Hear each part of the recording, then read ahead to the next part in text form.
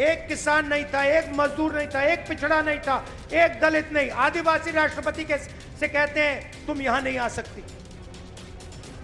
और आपने वहां पे देखा अदानी जी खड़े थे, अंबानी जी खड़े थे, देश के अरबपति खड़े थे, पूरा बॉलीवुड खड़ा था, क्रिकेट की टीमें खड़ी थी, मगर एक गरीब व्यक्ति नहीं खड़ा।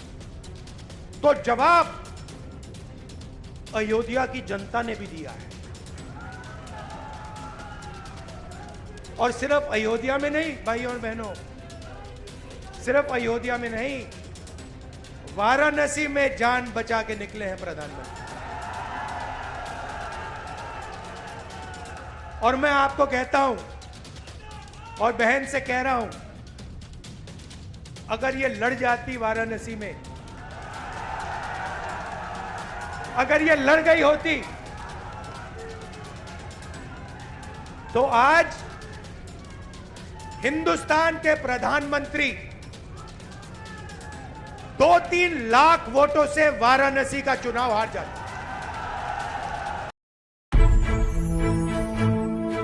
हमारे प्यारे कार्यकर्ता अमेठी के, रायबरेली के, मैं आपको दिल से धन्यवाद करता हूं कि आपने इतनी मेहनत की और रायबरेली में और अमेठी में आपने और रायबरेली अमेठी की जनता ने और सब नेताओं ने मिलकर कांग्रेस पार्टी की जीत करवाई। इस बार जैसे प्रियंका ने कहा, कांग्रेस पार्टी रायबरेली में, अमेठी में, उत्तर प्रदेश में, बाकी हिंदुस्तान में एक होकर लड़ी। और मैं समाजवादी पार्टी को कहना चाहता हूं कि इस चुनाव में उत्तर प्रदेश में आपका हर एक कार्यकर्ता कांग्रेस पार्टी के कार्यकर्ता से मिलकर एक साथ लड़ा। मैंने सोचा कि ये क्यों हुआ, कि पहली बार मैंने देखा कि इंडिया गठबंधन, अलग अलग पार्टियां, कांग्रेस का हर कार्यकर्ता, समाजवादी पार्टी का हर कार्यकर्ता, डीएमके का हर कार्यकर्ता एक साथ खड़े होकर लड़ गए। पहले अलायंस होता था, एक साथ चुनाव लड़ते थे, मगर शिकायत आती थी कि भैया यहां उन्होंने मदद नहीं की, वो शिकायत करते थे यहां आपके लोगों ने मदद नहीं की। मगर इस बार सारे के सारे एक बन के, मैं आपको बताऊं, 1 इंच पीछे नहीं हटे। हर प्रदेश में, तमिलनाडु, उत्तर प्रदेश, हर जगह, मणिपुर, राजस्थान, कर्नाटक, तेलंगाना एक हो गए। और मैंने सोचा ये हो क्यों रहा है, ये हो क्यों रहा है, इसका कारण क्या है? इसके 2-3 कारण हैं। सबसे पहला कारण, जो देश की आत्मा को समझ आ गया कि नरेंद्र मोदी जी, अमित शाह जी हिंदुस्तान के संविधान को खत्म करने की कोशिश कर रहे हैं। जो हिंदुस्तान की नींव है उससे वो खिलवाड़ कर रहे हैं। इसीलिए पूरा देश एक साथ खड़ा हो गया। दूसरी बात, 2014 में हिंदुस्तान की राजनीति में एक बदलाव आया।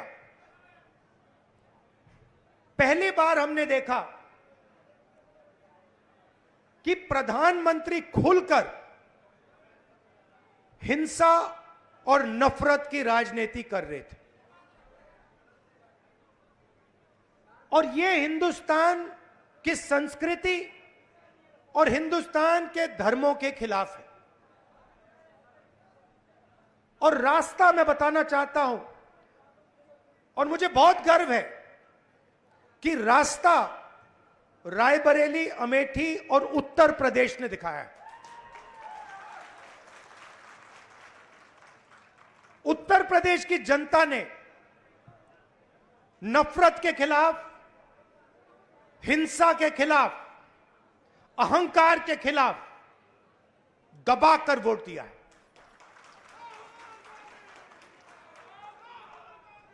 2014 में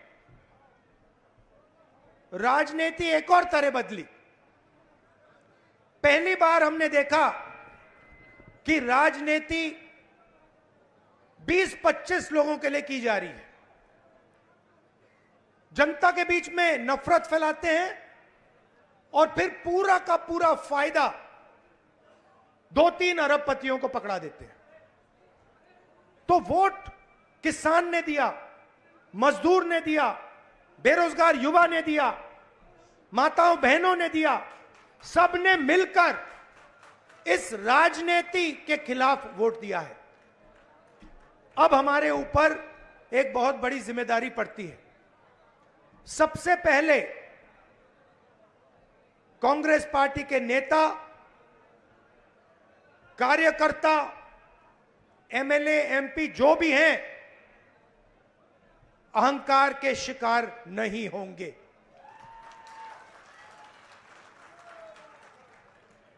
दूसरी बात, आप सोचिए, हमारा पारिवारिक रिश्ता है।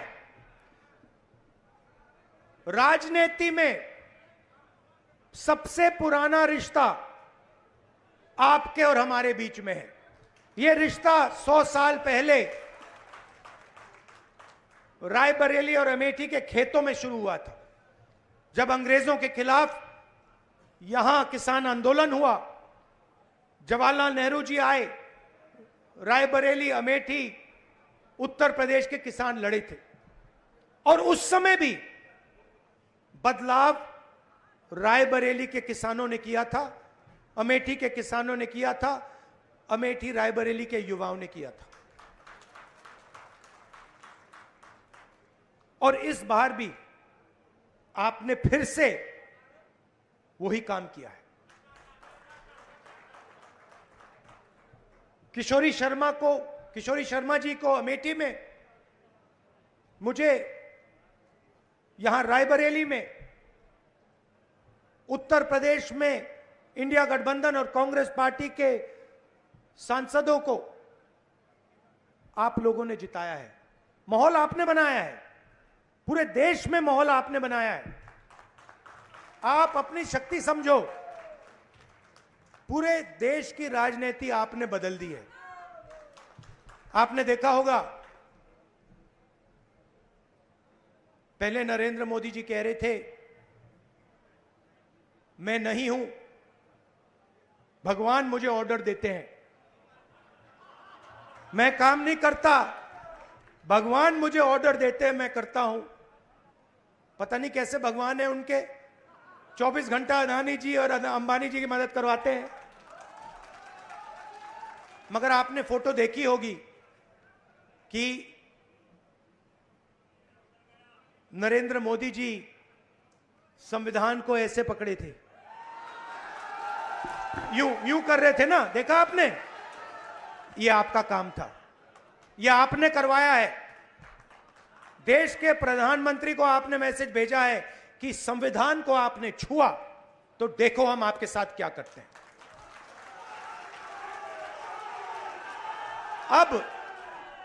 अब देखिए, अब यह भी मत सोचिए कि काम खत्म हो गया है।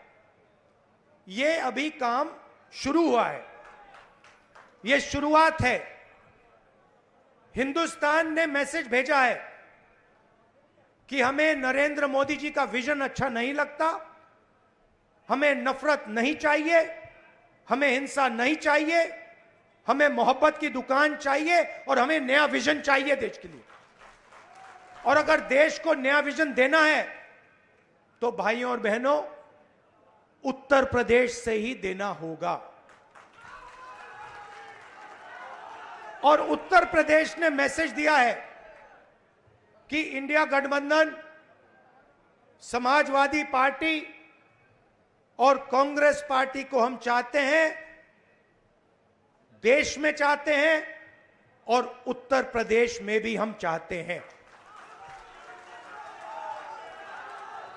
तो काम क्या है मैं आपको बताता हूं। सबसे पहला काम, जहां भी ये नफरत फैलाते हैं, नफरत के बाजार में हमें मोहब्बत की दुकान खोलनी है। आपने देखा भाइयों और बहनों, अयोध्या की सीट हार गए, राम मंदिर बनाया, उसमें इनॉग्रेशन में एक गरीब व्यक्ति आपने नहीं देखा होगा, एक किसान नहीं था, एक मजदूर नहीं था, एक पिछड़ा नहीं था, एक दलित नहीं, आदिवासी राष्ट्रपति से कहते हैं तुम यहां नहीं आ सकती।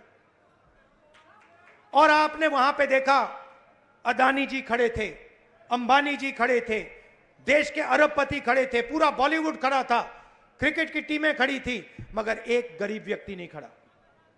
तो जवाब अयोध्या की जनता ने भी दिया है। और सिर्फ अयोध्या में नहीं भाइयों और बहनों, सिर्फ अयोध्या में नहीं, वाराणसी में जान बचा के निकले हैं प्रधानमंत्री। और मैं आपको कहता हूं और बहन से कह रहा हूं, अगर ये लड़ जाती वाराणसी में, अगर ये लड़ गई होती, तो आज हिंदुस्तान के प्रधानमंत्री 2-3 लाख वोटों से वाराणसी का चुनाव हार जाते। मैं ये बात अहंकार से नहीं कह रहा हूं, मैं ये इसलिए कह रहा हूं क्योंकि हिंदुस्तान के प्रधानमंत्री को हिंदुस्तान की जनता ने मैसेज दिया है, ये आपकी जो राजनीति है हमें अच्छी नहीं लगी, हम इसके खिलाफ हैं, हम नफरत के खिलाफ हैं, हम हिंसा के खिलाफ हैं, हम मोहब्बत का देश चाहते हैं, हम प्रगति चाहते हैं, हम बेरोजगारी के खिलाफ हैं। आपने 10 साल इस देश में बेरोजगारी फैलाई, नफरत फैलाई, हिंसा फैलाई, और हिंदुस्तान की जनता ने हिंदुस्तान के प्रधानमंत्री को जवाब दिया है।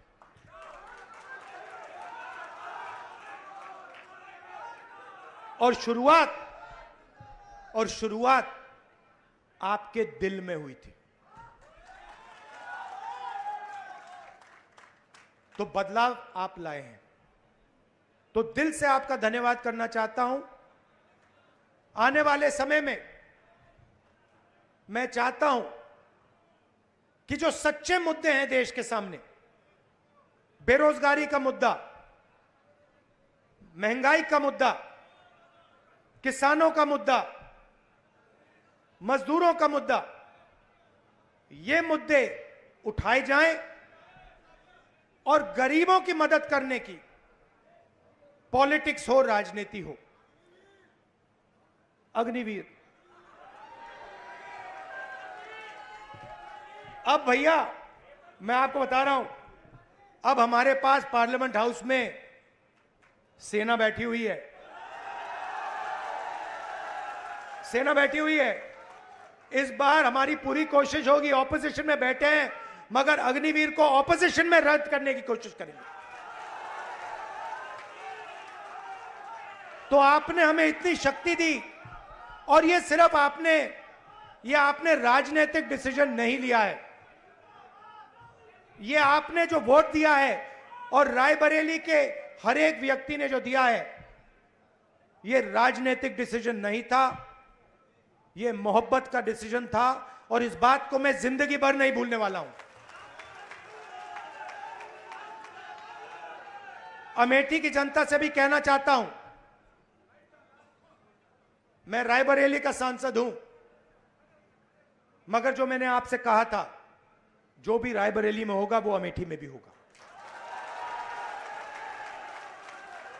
तो आप सबको मैं दिल से धन्यवाद करना चाहता हूं।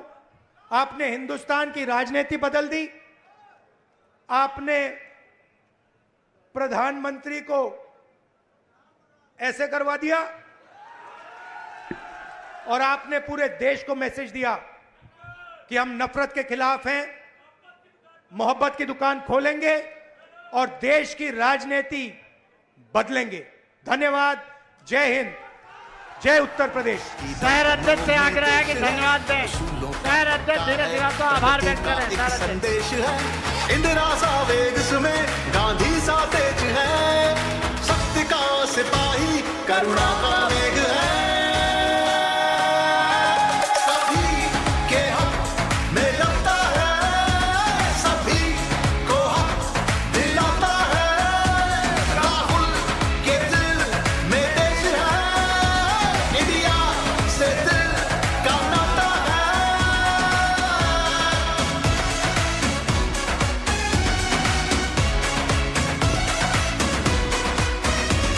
निडर है, शूरवीर है, साहसी है, धीर है, न्याय लक्ष्य इसका है, जिंदा जमीर है।